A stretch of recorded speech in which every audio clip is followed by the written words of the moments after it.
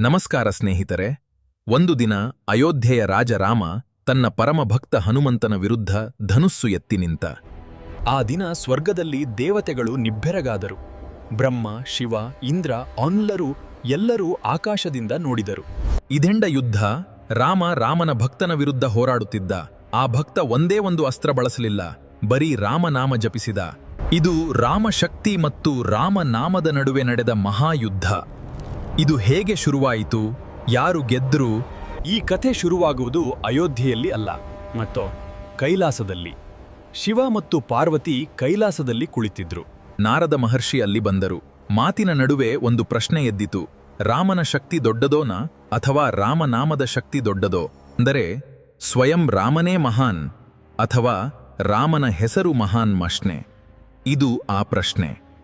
ಕೈಲಾಸದಲ್ಲಿ ಉತ್ತರ ಸಿಗಲಿಲ್ಲ. ಯಾರಿಗೂ ನಿಶ್ಚಿತ ಉತ್ತರ ಕೊಡಲು ಸಾಧ್ಯವಾಗಲಿಲ್ಲ. ನಾರದರು ಮನಸ್ಸಿನಲ್ಲಿ ಒಂದು ಯೋಜನೆ ರೂಪಿಸಿದರು. ಈ ಪ್ರಶ್ನೆಗೆ ಉತ್ತರ ಭೂಮಿಯಲ್ಲಿ ನಡೆಯುವ ಒಂದು ಘಟನೆಯಿಂದ ಮಾತ್ರ ಸಿಗಬಹುದು. ನಾರದರು ಮಾಯಾದೇವಿಯ ಸಹಾಯ ಕೇಳಿದರು. ಕಾಶಿನಗರ, ಮಹಾಪವಿತ್ರ ನಗರ. ಅಲ್ಲಿ ಯಯಾತಿ ಎಂಬ ರಾಜ ಆಳ್ವಿಕೆ ಮಾಡುತ್ತಿದ್ದ. ಅವನು ರಾಮನ ಪರಮಭಕ್ತ, ನ್ಯಾಯದಿಂದ ರಾಜ್ಯ ನಡೆಸುತ್ತಿದ್ದ. ಮಾಯಾದೇವಿ ಯಯಾತಿಯ ರಾಜ್ಯಕ್ಕೆ ರಾಕ್ಷಸ ಜೀವಿಗಳನ್ನ ಕಳುಹಿಸಿದಳು. ಜನ ಹೆದರಿ ಓಡಿದರು. ದನ ಕರು ಸಾಯಿತು. ಊರಿಗೆ ಊರು ತಲ್ಲಣಗೊಂಡಿತು. ಯಯಾತಿ ರಾಜ ತನ್ನ ರಾಜಧರ್ಮ ಮರೆಯಲಿಲ್ಲ. ಧನುಸ್ಸು ಹಿಡಿದು ಆ ರಾಕ್ಷಸ ಜೀವಿಗಳ ಬೆನ್ನು ಹತ್ತಿದ.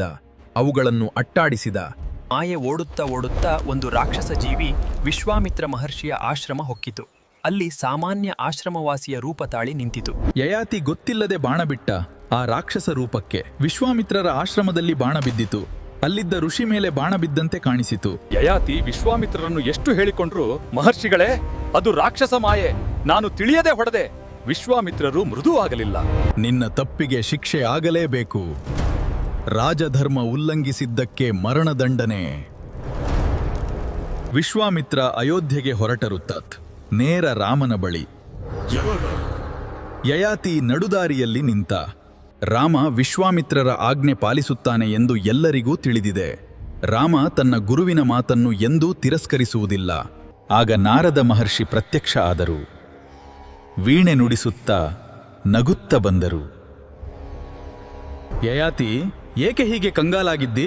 ನಡೆಪಳ, ನಿನ್ನ ರಕ್ಷಣೆ ಮಾಡಬಲ್ಲ ಒಂದೇ ಒಂದು ಸ್ಥಳ ಇದೆ, ಅಂಜನಾದೇವಿಯ ಆಶ್ರಮ. ಅಂಜನಾದೇವಿ ಪಾತ್ ಹನುಮಂತನ ತಾಯಿ. ಯಯಾತಿ ಓಡಿ ಹೋದ. ಅಂಜನಾದೇವಿ ಬಳಿ ಶರಣು ಬಿದ್ದ. ಅಳುತ್ತ ಎಲ್ಲ ಹೇಳಿದ. ಅಂಜನಾದೇವಿ ಮಾತೆ ಹೃದಯ ತಣ್ಣಗಿನದ್ದು. ಮಗು, ಭಯಬೇಡ. ನನ್ನ ಆಶ್ರಮದಲ್ಲಿ ಶರಣು ಬಿದ್ದ ಯಾರನ್ನೂ ನಾನು ಬಿಡುವುದಿಲ್ಲ. ನೀನು ಸುರಕ್ಷಿತ. ಕೊಂಚ ಸಮಯ ಕಳೆದ ನಂತರ ಹನುಮಂತ ಆಶ್ರಮಕ್ಕೆ ಬಂದ. ತಾಯಿ ಎಲ್ಲ ಹೇಳಿದರು. ಹನುಮಂತ ಒಂದು ಕ್ಷಣ ನಿಂತ. ತಾಯಿಯ ಮಾತು ಪಾಲಿಸಲೇಬೇಕು. ಅದಲ್ಲದೆ ಯಯಾತಿಯು ರಾಮನ ಪರಮಭಕ್ತನು. ತಾಯಿ, ನೀವು ರಕ್ಷಣೆ ಕೊಟ್ಟಿದ್ದೀರಿ. ನಾನು ಆ ರಕ್ಷಣೆ ಉಳಿಸ್ತೇನೆ. ಯಾರೇ ಆಗ್ಲಿ ಈ ರಾಜನ ಮೇಲೆ ಕೈ ಹಾಕಬೇಕಾದ್ರೆ ಮೊದಲು ನನ್ನ ಮೂಲಕ ಹಾದು ಹೋಗಬೇಕು. ಆ ಹೊತ್ತಿಗೆ ನಾರದರು ಬಂದು ಉಭಯರಿಗೆ ಹೇಳಿದರು. ಇಲ್ಲಿ ಒಂದು ವಿಷಯ ತಿಳಿದಿರಬೇಕು. ಯಯಾತಿಗೆ ಮರಣದಂಡನೆ ನೀಡಿದ ವಿಶ್ವಾಮಿತ್ರ ಮಹರ್ಷಿ ಈಗ ಅಯೋಧ್ಯೆಯ ರಾಮನ ಬಳಿ ಹೋಗಿದ್ದಾರೆ. ರಾಮನೇ ಈ ರಾಜನನ್ನ ವಧಿಸಲು ಆದೇಶ ಪಡೆದಿದ್ದಾನೆ. ವಿಶ್ವಾಮಿತ್ರ ಮಹರ್ಷಿ ಅಯೋಧ್ಯೆ ತಲುಪಿದರು. ರಾಮನ ಮುಂದೆ ನಿಂತು ಎಲ್ಲ ಹೇಳಿದರು. ರಾಮ ತನ್ನ ಭಕ್ತ ಯಯಾತಿ ರಾಜ ತಿಳಿಯದೆ ತಪ್ಪು ಮಾಡಿದ. ಇದು ರಾಮನಿಗೆ ಗೊತ್ತು. ಆದರೆ ತನ್ನ ಗುರು ವಿಶ್ವಾಮಿತ್ರ ಆಜ್ಞಾಪಿಸಿದ್ದಾರೆ. ರಾಮ ಗುರು ಆಜ್ಞೆ ತಿರಸ್ಕರಿಸಲಾರ. ಆದರೆ ಕೂಡಲೇ ಗೊತ್ತಾಯಿತು ಯಯಾತಿ ಹನುಮಂತನ ಆಶ್ರಯದಲ್ಲಿದ್ದಾನೆ ಎಂದು. ರಾಮ ಒಂದು ಕ್ಷಣ ಮೌನ ತಾಳಿದ. ಹನುಮಂತ ಭಕ್ತ, ತನ್ನ ಮಹಾಭಕ್ತ, ತನ್ನ ಪ್ರಾಣಸಖ, ಅವನ ಮೇಲೆ ಅಸ್ತ್ರ ಪ್ರಯೋಗ ಮಾಡಬೇಕೇ? ಆದ್ರೂ ಧರ್ಮ ಮೇಲು. ರಾಮ ಅರಮನೆಯಿಂದ ಹೊರಟ. ಇತ್ತ ಹನುಮಂತನಿಗೆ ತಿಳಿರಲಿಲ್ಲ, ಸ್ವತಃ ತನ್ನ ಪ್ರಭು ಶ್ರೀರಾಮನೇ ಯಯಾತಿಯ ವಧೆ ಮಾಡಲು ಬರುತ್ತಿರುವರು. ಹನುಮಂತ ಆಶ್ರಮದ ಹೊರಗೆ ನಿಂತಿದ್ದ. ಯಯಾತಿ ರಾಜ ಹಿಂದೆ ಬಚ್ಚಿಟ್ಟುಕೊಂಡಿದ್ದ. ರಾಮ ಬಂದನು. ಹನುಮಂತನು ತನ್ನ ಪ್ರಭು ಶ್ರೀರಾಮನನ್ನು ನೋಡಿ ಆಶ್ಚರ್ಯಗೊಂಡನು. ತನ್ನ ಪ್ರಭು ಶ್ರೀರಾಮನ ಮೇಲೆ ಯುದ್ಧ ಮಾಡಬೇಕೆ ಎಂದು ಯೋಚಿಸಿದನು. ಹನುಮಂತ ರಾಮನ ಪಾದಕ್ಕೆ ನಮಸ್ಕರಿಸಿ ಹೇಳಿದ, ಪ್ರಭು, ನಿಮ್ಮನ್ನು ಕಂಡರೆ ನನಗೆ ಆನಂದ. ಆದರೆ ಈ ರಾಜ ನನ್ನ ತಾಯಿಯ ಆಶ್ರಯದಲ್ಲಿದ್ದಾನೆ. ಆ ಆಶ್ರಯ ಉಳಿಸುವ ಜವಾಬ್ದಾರಿ ನನ್ನದು. ಕ್ಷಮಿಸಿ ಪ್ರಭುಬಾರ, ನಾನು ಈ ರಾಜನನ್ನು ನೀಡಲಾರೆ. ರಾಮ ಶಾಂತವಾಗಿ ಹೇಳಿದ, ಹನುಮಂತ, ನಿನ್ನ ಧರ್ಮ ನಾನು ಅರ್ಥ ಮಾಡಿಕೊಳ್ಳುತ್ತೇನೆ. ಆದರೆ ನನ್ನ ಗುರು ನೀಡಿದ ಆಜ್ಞೆ ಪಾಲಿಸಲೇಬೇಕು. ಈ ಕ್ಷಣ ನೀನು ಬದಿ ಸರಿ. ಹನುಮಂತ ಸರಿಯಲಿಲ್ಲ. ರಾಮ ಧನುಸ್ಸು ಎತ್ತಿದ. ಆ ಕ್ಷಣ ಇಡೀ ಸ್ವರ್ಗ ಉಸಿರು ಬಿಗಿ ಹಿಡಿಯಿತು. ಭೂಮಿ ತಲ್ಲಣಿಸಿತು. ದೇವತೆಗಳು ಮೋಡ ಸರಿಸಿ ಇಣಿಕಿ ನೋಡಿದರು. ರಾಮ ಮೊದಲ ಬಾಣ ಬಿಟ್ಟ. ಹನುಮಂತ ರಾಮನಾಮ ಜಪಿಸುತ್ತಿದ್ದ. ಆ ಬಾಣ ಹನುಮಂತನ ಸುತ್ತ 3 ಸಲ ಪ್ರದಕ್ಷಿಣೆ ಹಾಕಿ ಭರ ಹೂವಾಗಿ ರಾಮನ ಪಾದದ ಬಳಿ ಬಿತ್ತು. ರಾಮ ಆಶ್ಚರ್ಯಪಟ್ಟ. ಮತ್ತೊಂದು ಬಾಣ ಬಿಟ್ಟ. ಅದೂ ಅಷ್ಟೇ. ಅಗ್ನಿ ಅಸ್ತ್ರ, ವಾಯು ಅಸ್ತ್ರ, ವರುಣ ಅಸ್ತ್ರತ್ರ ಒಂದೊಂದಾಗಿ ಬಿಟ್ಟ. ಎಲ್ಲ ಹನುಮಂತನ ಸುತ್ತ ಪ್ರದಕ್ಷಿಣೆ ಮಾಡಿ ಹೂವಾಗಿ ಬಿದ್ದವು. ಏಕೆಂದರೆ ಹನುಮಂತನು ರಾಮನಾಮ ಜಪಿಸುತ್ತಿದ್ದ. ಆ ಬಾಣ ರಾಮನ ಹೆಸರನ್ನು ಹೊತ್ತ ಶಕ್ತಿ. ಹನುಮಂತ ಉಚ್ಚರಿಸುತ್ತಿದ್ದ ರಾಮನಾಮ ಅದಕ್ಕಿಂತ ಮಹಾಶಕ್ತಿ. ಶಕ್ತಿಯ ಮೇಲೆ ಬಿದ್ದಿತು. ಮರು ರೂಪ ಪಡೆತು, ಪ್ರದಕ್ಷಿಣೆ ಹಾಕಿತು. ಸ್ವರ್ಗದಲ್ಲಿ ದೇವತೆಗಳು ಜಯ ಜಯ ಎಂದರು. ರಾಮ ಎಲ್ಲ ಅಸ್ತ್ರ ಬಳಸಿದ. ಏನೂ ಉಪಯೋಗವಾಗಲಿಲ್ಲ. ಕೊನೆಯ ಅಸ್ತ್ರ ಉಳಿಯಿತು. ಅದು ಬ್ರಹ್ಮಾಸ್ತ್ರ. ಕೈಲಾಸದಲ್ಲಿ ಶಿವ ಮಂದಹಾಸ ನಗೆಬೀರಿದ. ನೋಡಿದಿರಾ, ರಾಮನಾಮದ ಶಕ್ತಿ ಸ್ವಯಂ ರಾಮನ ಶಕ್ತಿಗಿಂತ ಮಹಾನ್ ಎಂಬ ಉತ್ತರ ಸಿಕ್ಕಿತು. ಬ್ರಹ್ಮದೇವ ನೀಡಿದ ಮಹಾ ಅಸ್ತ್ರ.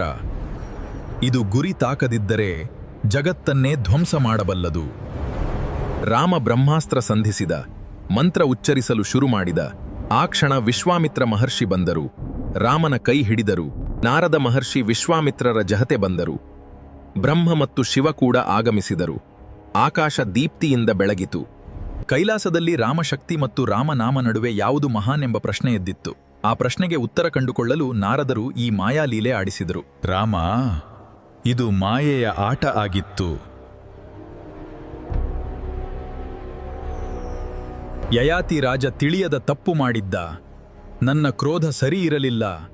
ಅವನ ಮೇಲಿನ ಮರಣದಂಡನೆ ತಕ್ಕದ್ದಲ್ಲ. ರಾಮಕ್ಷಣ ಮೌನ ತಾಳಿದ. ನಂತರ ತಿಳಿಯಿತು, ಇಡೀ ಘಟನೆ ಒಂದು ದೈವಿ ಲೀಲೆ. ಯಯಾತಿ ಆರೋಪಿಯಲ್ಲ. ಹನುಮಂತ ಮಾಡಿದ್ದು ತಪ್ಪಲ್ಲ. ತಾನು ಮಾಡಿದ್ದು ತಪ್ಪಲ್ಲ. ಶಿವ ಮತ್ತು ಪಾರ್ವತಿ ಮುಂದೆ ಬಂದರು. ಪಾರ್ವತಿ ಹೇಳಿದಳು, ಈ ಯುದ್ಧ ರಾಮಶಕ್ತಿ ಮತ್ತು ರಾಮನಾಮ ನಡುವೆ ನಡೆಯಿತು. ರಾಮನಾಮ ಗೆದ್ದಿತು. ರಾಮನಾಮ ಸ್ವಯಂ ರಾಮನಿಗಿಂತ ಮಿಗಿಲು. ರಾಮ ಮಂದಹಾಸ ನಗೆ ಬೀರಿದ. ಹನುಮಂತ ಕಣ್ಣೀರಿನಲ್ಲಿ ರಾಮನ ಪಾದ ಹಿಡಿದ. ಪ್ರಭು, ಕ್ಷಮಿಸಿ, ನಿಮ್ಮ ವಿರುದ್ಧ ನಿಂತೆ. ರಾಮ ಹನುಮಂತನನ್ನು ಅಪ್ಪಿಕೊಂಡ. ಹನುಮಂತ, ನೀನು ಧರ್ಮ ಉಳಿಸಿದೆ. ನಿನ್ನ ನಿಷ್ಠೆ ನನ್ನ ಬಾಣಗಳಿಗಿಂತ ದೊಡ್ಡದು. ಈ ಕಥೆ ನಮಗೆ 4 ಮಹಾಪಾಠ ನೀಡುತ್ತದೆ. ಮೊದಲನೆಯದು ಪೌಂಡ, ರಾಮನಾಮದ ಶಕ್ತಿ. ಎರಡನೆಯದು ಬಂದ ಶರಣಾಗತ ರಕ್ಷಣೆ ಮಹಾಧರ್ಮ. ಯಯಾತಿ ಶರಣು ಬಿದ್ದ. ಅಂಜನಾದೇವಿ ಮತ್ತು ಹನುಮಂತ ಅದನ್ನು ಗೌರವಿಸಿದ್ರು. ರಾಮನ ವಿರುದ್ಧ ನಿಲ್ಲಬೇಕಾಗಿ ಬಂದರೂ ಧರ್ಮ ಬಿಡಲಿಲ್ಲ. ಮೂರನೆಯದು ರಾಮ ಮರ್ಯಾದಾ ಪುರುಷೋತ್ತಮ. ಅವನು ಹನುಮಂತನ ಮೇಲೆ ಸಿಟ್ಟಾಗ್ಲಿಲ್ಲ. ಗೆದ್ದ ಅಹಂಕಾರ ಮಾಡ್ಲಿಲ್ಲ. ಸೋತದ್ದು ಅಪಮಾನ ಅನ್ನಿಸ್ಲಿಲ್ಲ. ಅವನಿಗೆ ನಾಲ್ಕನೆಯದು ಭಕ್ತಿ ಅಂದ್ರೆ ದುರ್ಬಲತೆ ಅಲ್ಲ. ಹನುಮಂತ ರಾಮನ ಪರಮ ಭಕ್ತ. ಆದ್ರೆ ರಾಮ ತಪ್ಪು ಮಾಡಿದ್ರೂ ಸ್ವೀಕರಿಸಲಿಲ್ಲ. ನಿಜವಾದ ಭಕ್ತ ಮೇಲಿನ ವ್ಯಕ್ತಿ ತಪ್ಪು ಮಾಡಿದ್ರೆ ಹೇಳಲು ಧೈರ್ಯ ಪಡ್ತಾನೆ. ಅಂಧ ಭಕ್ತಿ ಧರ್ಮ ಅಲ್ಲ. ಈ ಕಥೆ ಇಂದಿಗೂ ಎಷ್ಟು ಪ್ರಸ್ತುತ. ನಾವಿಂದು ನೋಡುತ್ತೇವೆ, ಮೇಲಧಿಕಾರಿ ತಪ್ಪು ಮಾಡಿದ್ರೂ ಹೌದು ಹೌದು ಎನ್ನುತ್ತೇವೆ. ಗುರು ತಪ್ಪು ಹೇಳಿದರೂ ಪ್ರಶ್ನಿಸುವ ಧೈರ್ಯ ಇಲ್ಲ. ಸ್ನೇಹಿತ ಅಪಮಾನ ಆದ್ರೂ ಮೌನ ಇರುತ್ತೇವೆ. ಆದ್ರೆ ಹನುಮಂತ ಕಲಿಸಿದ್ದು ಮೇಲಿನವ ರಾಮನೇ ಆದ್ರೂ ಧರ್ಮ ಪ್ರಶ್ನೆ ಬಂದಾಗ ಧೈರ್ಯದಿಂದ ನಿಲ್ಲಬೇಕು. ಆ ನಿಲ್ಲುವಿಕೆ ಸ್ವಾರ್ಥಕ್ಕಾಗಿ ಅಲ್ಲ, ಧರ್ಮಕ್ಕಾಗಿ. ರಾಮನಾಮ ಜಪ ಏಕೆ ಅಷ್ಟು ಮಹಿಮಾನ್ವಿತ? ಏಕೆಂದ್ರೆ ಅದು ಬರೀ ಉಚ್ಚಾರ ಅಲ್ಲ, ಅದು ಶ್ರದ್ಧೆ. ರಾಮ ಅಂಜನೇಯ ಯುದ್ಧ ಸಾಂತಾನಿ. ಇದು ಕೇವಲ 2 ಮಹಾವ್ಯಕ್ತಿಗಳ ನಡುವಿನ ಯುದ್ಧ ಅಲ್ಲ. ಇದು ಶಕ್ತಿ ಮತ್ತು ಭಕ್ತಿ ನಡುವಿನ ಯುದ್ಧ. ಅಧಿಕಾರ ಮತ್ತು ಧರ್ಮ ನಡುವಿನ ಯುದ್ಧ. ಬಾಣ ಮತ್ತು ನಾಮ ನಡುವಿನ ಯುದ್ಧ. ಪ್ರಾಮಾಣಿಕ ಶ್ರದ್ಧೆಯ ಮುಂದೆ ಯಾವ ಶಕ್ತಿಯೂ ನಿಲ್ಲಲಾರದು. ಇದು ಹನುಮಂತ ಜಗತ್ತಿಗೆ ತೋರಿಸಿದ ಮಹಾಸತ್ಯ. ಭಕ್ತಿ ಗೆದ್ದಿತು, ಧರ್ಮ ಗೆದ್ದಿತು, ನಾಮ ಗೆದ್ದಿತು. ನಾರದರ ಪ್ರಶ್ನೆಗೆ ಉತ್ತರ ಸಿಕ್ಕಿತು. ರಾಮನಾಮ ಸ್ವಯಂ ರಾಮನಿಗಿಂತ ಮಿಗಿಲು. ಏಕೆಂದರೆ ರಾಮನಾಮ ಜಪಿಸಿದರೆ ರಾಮನ ಶಕ್ತಿಯೇ ನಿಮ್ಮ ರಕ್ಷೆ ಆಗುತ್ತದೆ. ಇಂದು ನಿಮ್ಮ ಬದುಕಿನಲ್ಲಿ ಎಷ್ಟೇ ಕಷ್ಟ ಇರಲಿ, ರಾಮನಾಮ ಜಪಿಸಿ. ಅದು ಕೇವಲ ಭಕ್ತಿ ಅಲ್ಲ, ಅದು ರಕ್ಷೆ. ಜಯ ಶ್ರೀರಾಮ್, ಜಯ ಹನುಮಾನ್.